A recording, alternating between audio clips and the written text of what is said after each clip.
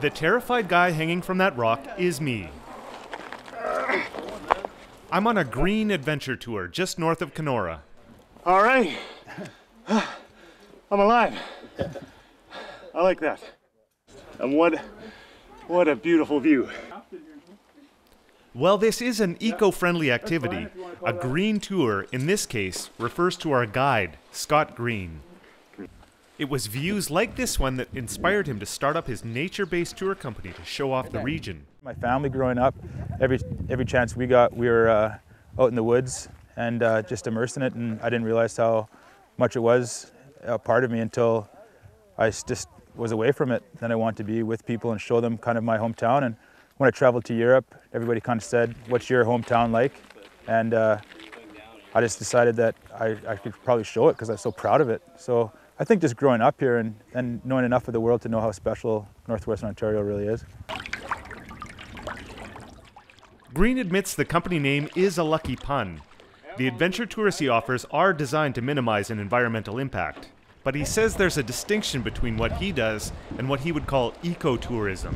Well, nature-based tourism is when you're relying on nature as your base. So you're looking at wildlife, you're maybe catching fish and maybe eating them. Whereas ecotourism, you're not doing any of that. Your primary goal is the ecology of the area. So it might be a little bit more flora and fauna, and using mechanical means that don't do anything negative to the environment. Unfortunately, we drove today in vehicles, so that would take us from ecotourism to nature-based tourism. However you classify it, these types of tours are not new in the Northwest. But with a shifting economic base in the region and growing concerns over the global environment, companies like Green Tours may offer some hope for the future.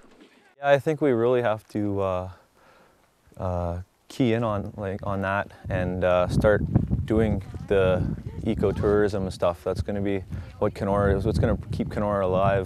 While Green doesn't preach an environmental agenda to his guests, he does hope his tours will make people think, well, a little greener. When they get involved with nature and they're in it and immersed in it, then they don't take it for granted so much anymore, and it's become part of them, so that they make those steps, those ecological changes to preserve it, so maybe their kids can see it, and now it gives them something to hold on to, a place, a sense of place to, you know, so maybe they bike to work that day or make those small choices so that you know, in the long run, we're all better off. In the serene wilderness near Kenora, I'm Ray Brickwood.